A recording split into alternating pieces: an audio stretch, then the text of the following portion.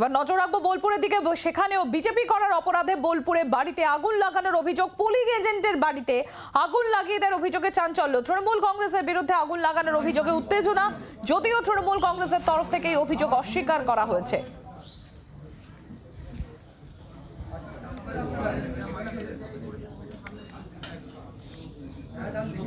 প্রসেনজিৎ মালাকার আমাদের প্রতিনিধি রয়েছেন আমাদের সঙ্গে। প্রসেনজিৎ, কি হয়েছে, কি ঘটেছে, আর অভিযোগটাই বাকি?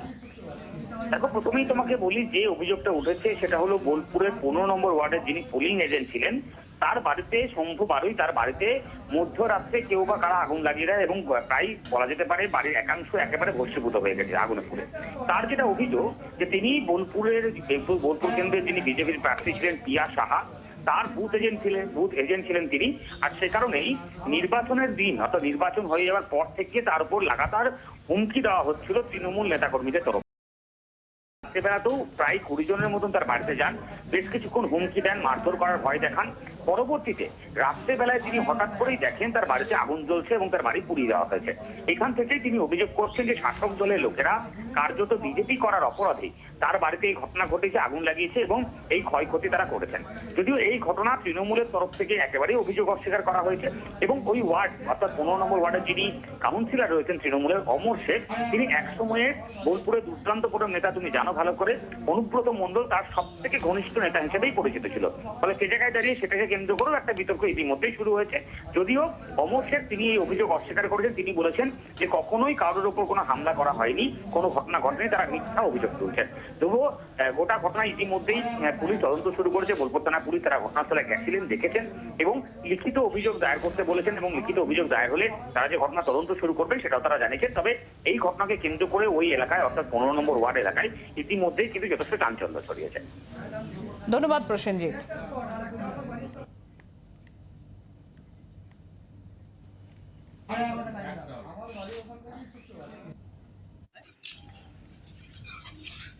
স্থানীয় বাসিন্দা এবং বিজেপি নেতৃত্বের তরফ থেকে কি বলা হচ্ছে শোনাবো আপনাদের।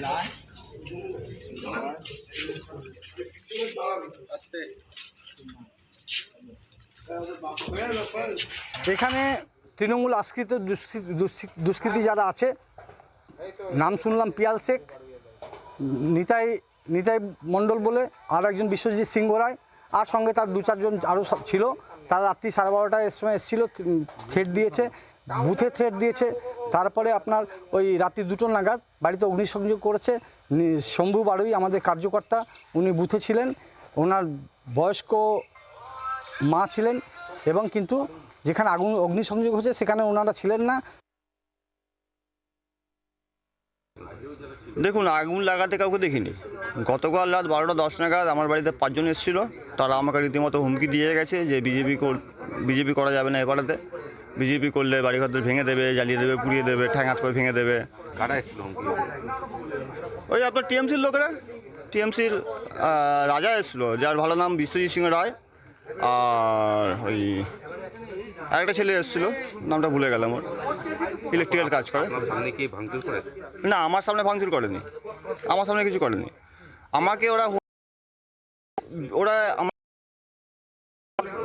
তারপরে রাত 2টো নাগাদ আমরা আওয়াজ পেয়ে আমরা যখন বেরিয়ে দেখি তখন দেখি দাউ দাউ করে আগুন জ্বলছে।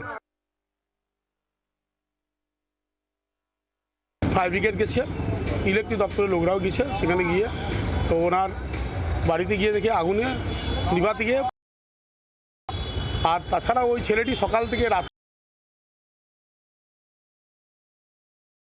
আর বলতে যাব না, এগুলো মিথ্যা কথা। ওনাকে বিশ্বজিৎ সিংহ রায় একজন নিরীহ সোজা সরল ছেলে, আপনি জিজ্ঞেস করতে পারেন, দেখতেও পারেন, আপনারা ওনার সম্বন্ধেও জানতে পারেন। আমরা আজকে এতদিন ধরে এই পাড়ায় আছি, আমাদের মধ্যে কোনো রকম কোনো কিছু নেই। আপনি পিতন ভৌমিককে জিজ্ঞেস করুন যে আমাদের মধ্যে কোনো কিছু আছে নাকি নিজেদের মধ্যে। আমরা একসঙ্গে একটা বুথে এক জায়গাতে বসে খাওয়া দাওয়া, আমরা একসঙ্গে ভোট করি, আমরা একটা পুজোর সঙ্গে যুক্ত। আমাদের এটা হবে কেন? বাংলার আওয়াজ, বাঙালির আবেগ, জি 24 ঘন্টা।